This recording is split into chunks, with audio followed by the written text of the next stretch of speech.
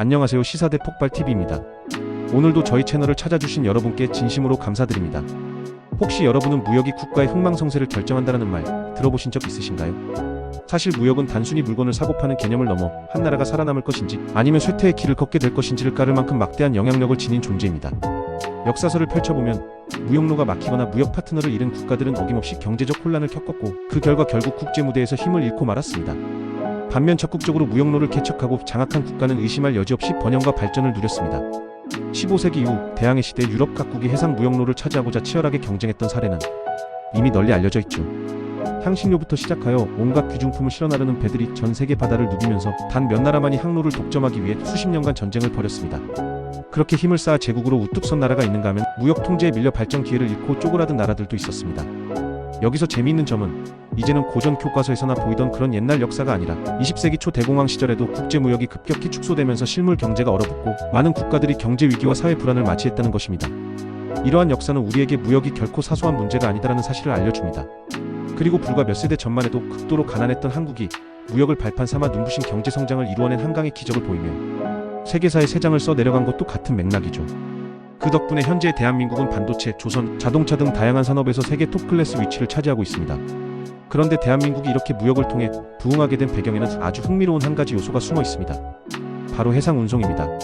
전 세계를 오가며 무역을 하다 보면 여러 가지 운송 수단 비행기, 기차, 도로, 그리고 배가 있겠지만 무게와 부피 면에서 압도적으로 대량 운송이 가능한 건 역시 배입니다.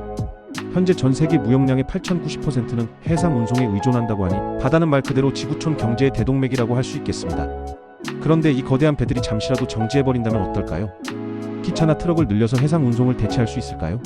대륙간 운송의 상당수가 바닷길에 의존하는 현실에서 이 거대한 바다 무역이 정지하면 전 세계 경제가 멈춰서는 건 시간 문제입니다. 그렇다면 바다를 누비는 선박들에게 가장 중요한 것은 무엇일까요? 당연히 엔진입니다. 마치 인체에서 심장이 펌프 역할을 하듯 선박 엔진은 파도를 가르며 바다를 달릴 수 있게 만들어주는 핵심 장치입니다. 한번 생각해보세요. 커다란 선체만 번듯하게 지어놓고 정작 엔진이 없다면 그건 단순히 물에 뜨는 커다란 금속 덩어리에 지나지 않습니다. 그런데 이 선박 엔진 분야에서 대한민국이 무려 전세계 선박용 엔진 시장을 사실상 좌지우지하고 있다는 사실 혹시 알고 계셨나요? 전문가들은 만약 한국이 마음만 먹으면 전 세계 바다를 멈춰 세울 수 있다라고까지 이야기할 정도입니다. 바로 이 놀라운 이야기를 오늘 소개해드리려 합니다. 아니, 한국이 배를 잘 만드는 거야 다들 알지만 대체 어떻게 엔진까지 독점하냐? 궁금하시죠? 우선 한국의 조선업은 오랜 시간에 걸쳐 세계 1등 타이틀을 지켜왔고 특히 초대형 유조선이나 LNG 운반선 같은 고부가가치 선박을 잘 만든다는 점에서는 이미 정평이 나 있습니다. 문제는 선박을 구성하는 여러 요소 중에서 가장 핵심이라고 할 수 있는 엔진. 기술 역시 한국이 선도하고 있다는 점입니다. 물론 전 세계를 둘러보면 유럽이나 일본에도 오랜 전통과 기술력을 가진 엔진 제조사가 존재합니다. 그런데 언제부턴가 한국 업체, 특히 HD 현대중공업의 현대중공업과 관련 계열사들이 전 세계 대형 엔진 시장의 35% 이상을 점유하며 독보적인 위치로 치고 올라간 겁니다. 이게 정말 가능해? 하실 텐데 숫자로 확인해보면 더욱 놀랍습니다. 전 세계에서 발주되는 선박 10척 중 3척 이상이 한국산 엔진을 탑재하고 있으니 말이죠. 이 말은 바꿔 말해 새로 만들어지는 배 중 상당수가 한국이 만든 심장을 달고 있다는 뜻입니다. 더 재미있는 건 한국의 독주가 단순히 대형 엔진에서만 끝나지 않는다는 사실입니다. 배에는 추진을 담당하는 대형 엔진이 있고 선내 전력을 공급하는 중형 엔진이 있습니다. 배 크기에 따라 중형 엔진을 서너 개 혹은 그 이상 장착해야 하는데 이 중형 엔진마저도 한국이 세계 시장에서 압도적인 점유율 1위를 자랑하고 있습니다. 이렇듯 한국 조선업이 전 세계 무역의 동맥을 쥐고 있다는 말이 과장이 아닌 이유 궁금하시죠? 그 이유를 좀 더 자세히 설명해 드리겠습니다. 먼저 한국이 무에서 유를 창조한 과정을 살펴보면 그야말로 기적이라고 표현해도 좋을 만큼 치열한 노력이 숨어 있습니다. 한국전쟁 직후 폐허가 된 대한민국은 자본도 자원도 기술도 부족했습니다. 하지만 어떻게든 먹고 살자라는 열망이 컸던 만큼 기술 자립을 위해 몸부림쳤죠. 1958년 국산 디젤 엔진 1호가 탄생했고 이를 기점으로 한국 기업들은 우리가 직접 만들 수 있다는 자신감을 얻었습니다. 그 시절에는 정말 작은 출력의 엔진부터 시작했지만 19만 6,070년대를 거치면서 국내 조선소들이 발주를 따내기 위해 노력하던 와중에 엔진 기술도 독자적으로 확보해야 한다는 생각이 싹트게 된 겁니다. 이때 정주영으로 대표되는 현대그룹이 1972년 울산에 현대중공업을 설립하고 대규모 엔진 공장 건립에 나서면서 승부수를 던졌습니다. 처음에는 유럽 엔진 제조사들과 기술 제휴를 맺어 노하우를 배워왔지만 곧이어 첨단 공작 기계를 도입해 0.001 단위의 초정밀 가공을 시도했습니다. 당시 유럽과 일본 업체들은 컴퓨터 기반 첨단 장비까지 써가며 저렇게까지 정밀하게 만들 필요가 있을까? 라고 의아해했는데 오히려 그게 한국의 강점이 되어버립니다. 고객들이 원하는 스펙보다 훨씬 더 엄격한 기준으로 엔진을 만들어내니 보수적인 선주들도 이 회사 엔진은 믿을 수 있겠다고 생각하게 된 것입니다. 물론 처음부터 순탄했을 리 없습니다. 작은 에러라도 생기면 국제 신용을 잃어버릴 수 있으니까요. 그래서 한국 기업들은 해외 고객사가 문제점을 지적하면 직원들을 현장에 직접 파견해 밤낮 없이 문제를 해결했습니다. 이 과정에서 엄청난 비용과 시간이 들기도 했지만 그만큼 한국 업체는 책임감이 남다르다라는 평판이 쌓이게 되었죠. 이러한 집요한 노력이 쌓이고 쌓인 끝에 어느 순간부터 한국이 생산하는 엔진에 대한 고객 만족도가 급격히 올라가기 시작했고 발주량도 폭증하게 됩니다. 그렇게 축적된 실적과 기술력이 더 큰 발주를 부르고 다시 더 큰 연구개발 투자를 가능하게 하면서 선순환이 이어진 것입니다. 뿐만 아니라 대형 엔진뿐 아니라 중형 엔진에서도 독자 브랜드를 내놓게 되었습니다. 그 대표적인 예가 이른바 힘센 엔진인데, 이는 추진을 담당하는 대형 엔진과는 별도로 선박 내부 전기나 기타 시스템 운영에 필요한 전력을 생성해주는 중형 엔진으로 발전용으로도 활용됩니다. 그런데 전 세계에서 이 정도 사양의 중형 엔진을 독자 개발해 상용화해낸 나라는 의외로 손에 꼽습니다. 유럽, 일본처럼 엔진 기술로 유명한 곳조차도 새로운 엔진을 완전히 독자 설계한다는 것은 상당히 긴 시간이 필요한 도전입니다. 그런데 한국이 불과 몇십 년 만에 이를 해낸 거죠. 자연스럽게 세계 시장에서 이 새롭게 떠오른 후발주자가 알고 보니 기술력도 대단하고 서비스도 훌륭하다라는 평판이 퍼지며 시장 점유율 1위를 달성하게 된 겁니다. 이런 대단한 역량 덕분에 지금은 한국이 만드는 엔진이 없으면 세계 무역이 사실상 멈춰설 수도 있다는 이야기가 전혀 과장이 아닌 현실이 되었습니다. 무역은 세계 각국이 서로 얽힌 복잡한 그물 같은 구조이기 때문에 특정 국가가 자신이 가진 중요 부품의 공급을 중단해버리면 예기치 않은 대혼란이 발생합니다. 예를 들어 한국이 만약 당분간 대형 선박 엔진 수출을 전면 중단하겠다고 선언한다면 새로운 선박을 건조하거나 교체 엔진을 필요로 하는 선주들은 대안을 찾느라 절망적인 상황에 처할 것입니다. 이미 한국산 엔진의 효율과 내구성, 서비스망에 익숙해진 많은 업체들은 다른 엔진 메이커를 알아보더라도 곧바로 대체할 수 있는 물량이나 품질을 찾기 어려울 테니까요. 게다가 요즘은 친환경 선박 시장이 부상하고 있습니다. 탄소 배출량을 줄이는 움직임이 가속화되면서 메탄올, 암모니아, LNG 등 다양한 청정 연료를 사용하는 엔진이 각광을 받고 있습니다.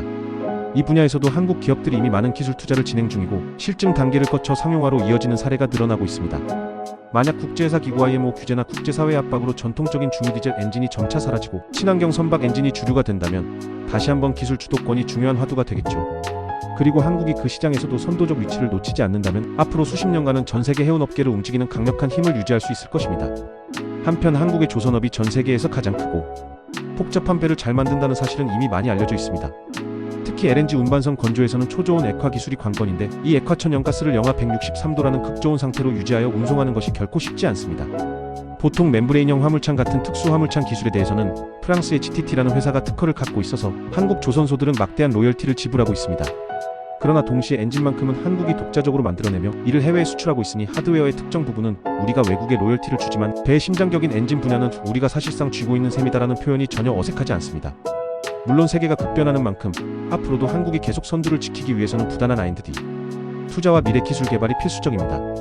요즘에는 AI와 IoT 기술을 접목한 스마트십이라든지 실시간으로 엔진 상태를 모니터링하고 운항 효율을 극대화하는 디지털 트윈 기술 등이 해운업계의 화두로 떠오르고 있습니다. 이에 한국 기업들이 빠르게 대응하고 있고 이미 수많은 특허와 솔루션을 보유하고 있다는 소식도 들립니다. 이런 적극적인 행보가 계속 이어진다면 한국이 무역과 해운의 패러다임 변화를 주도할 날도 멀지 않았다고 봅니다. 이처럼 해상 운송은 지구촌 무역에서 없어서는 안 될 필수 요소이며 선박의 엔진은 그 해상 운송을 가능하게 해주는 핵심 중의 핵심입니다. 그리고 이 핵심 분야에서 후발주자였던 한국이 얼마나 극적으로 세계 1등 자리에 올랐고 어떤 방식으로 그 지위를 지켜오고 있는지를 보면 우리 스스로도 놀랄 수밖에 없습니다. 전 세계의 배를 공급하고 그 배들이 전부 한국산 심장을 품고 바다를 누빈다는 사실만으로도 여러분께서는 왠지 뿌듯함을 느끼실 거라 생각합니다. 무엇보다 이 모든 것은 장인 정신과 투자를 아끼지 않는 기업 문화, 그리고 불가능해 보여도 해내고야 마는 근성이 있었기에 가능했을 겁니다. 배가 고장났다라는 소리가 들리면 거리가 얼마나 멀든 비용이 얼마나 들든 기술자들을 보내 꼼꼼히 수리하고 개선책을 제시하며 고객의 만족을 이끌어냈습니다. 쌓인 신뢰는 다시 발주로 돌아왔고 발주는 매출과 이윤, 더 큰 연구개발 투자를 가능케 하며 또다시 품질을 끌어올리는 선순환을 만들었습니다. 그리고 이 과정에서 한국은 그야말로 세계 무역의 심장을 움켜쥔 숨은 거인이 되어버린 것입니다. 만약 한국이 이 엔진 공급을 멈춘다면 혹은 기술 이전에 소극적인 태도를 취한다면 전 세계 해운 시장은 상당한 혼란에 빠질 수밖에 없습니다. 절대 대체 불가능한 존재는 없다고 하지만 시장이 이만큼이나 특정 국가에 의존하는 상황이라면 그 공백은 쉽게 메워지지 않을 것입니다. 그러니 한국이 마음만 먹으면 전 세계 무역을 멈춰 세울 수도 있다는 말이 그냥 허풍만은 아니겠죠. 이렇듯 우리나라가 보이지 않는 곳에서 세계를 움직이고 있다는 사실 여러분은 어떻게 느끼시나요? 학교에서 배운 공식적인 역사 교과서에서는 쉽게 만나기 어려운 우리 시대의 생생한 산업 이야기이자 대한민국의 저력을 잘 보여주는 사례라고 생각합니다. 우리는 반도체, 자동차, 그리고 배터리 분야에서도 글로벌 시장을 선도하고 있다고 자부하지만 정작 배의 심장이라고 할 수 있는 선박 엔진에서도 확고부동한 자리를 차지하고 있다는 점은 의외로 많은 분들이 몰랐을 수도 있습니다. 하지만 아시다시피 세계 무역은 늘 새로운 도전과 변화에 직면합니다. 환경 규제 강화, 국제 정세 변화, 기술 패러다임 전환 등 수많은 변수가 있지만 한국은 이미 도전은 우리의 일상이라며 당금치를 거듭해 온 나라입니다. 지금까지 그래왔듯 앞으로도 친환경, 디지털화, 인공지능 시대가 열리면 거기에 맞추어 또 한 번 크게 도약하리라 믿습니다. 그리고 그 과정에서 우리가 개발한 첨단 엔진과 선박 기술이 국제 해운업을 이끌어가며 새로운 표준과 패러다임을 제시하게 될 겁니다. 오늘 영상에서는 한국이 정말 전 세계 무역을 멈춰 세울 수 있는 힘을 가지고 있나? 라는 흥미로운 질문에서 출발해 왜 그렇게 말할 수 있는지, 우리나라 조선 엔진 기술력이 얼마나 엄청난지를 이야기해 보았습니다. 이제 이 영상을 보신 분들은 배 심장인 엔진이야말로 무역의 동맥을 좌우하는 강력한 열쇠라는 것을 실감하셨을 것입니다. 그래서일까요? 어쩐지 우리나라가 점점 더 자랑스럽게 느껴집니다. 앞으로도 저희 시사대 폭발TV는 세계 무대에서 빛나는 대한민국의 또 다른 비밀과 아직은 많이 알려지지 않았지만 자랑스럽게 소개할 만한 우리 산업 현장의 이야기들을 계속 발굴해 전해드리려고 합니다. 혹시라도 여러분께서 이 주제는 어떨까? 이런 놀라운 사실도 있는데 널리 알려졌으면 좋겠다 하시는 아이디어가 있으시다면 언제든지 댓글이나 메시지로 남겨주세요. 저희가 꼼꼼히 확인해서 더욱 알차고 흥미로운 콘텐츠로 찾아뵙도록 하겠습니다. 오늘 영상이 유익하고 재미있으셨다면, 그리고 우리 한국의 저력을 다시금 실감하셨다면 구독과 좋아요, 알림 설정을 통해서 계속 함께해 주시면 감사하겠습니다. 여러분의 작은 클릭이 저희에겐 큰 힘이 되고 더 나은 영상을 만들어가는 원동력이 됩니다. 그리고 함께 기분 좋게 영상을 시청한 이 시간처럼 다음 영상에서도 또 한 번 깜짝 놀랄만한 이야기를 준비하겠습니다. 그러니 꼭 다시 저희 채널을 찾아와 주세요. 여러분과 함께라면 대한민국이 얼마나 더 크게 성장할 수 있는지 함께 응원하고 즐길 수 있을 테니까요. 지금까지 시사대 폭발TV였습니다. 시청해주셔서 진심으로 감사드리고 늘 건강하고 행복한 하루 보내시길 바랍니다. 다음에도 구기를 떨치는 흥미진진한 이야깃거리로 찾아뵐게요. 감사합니다.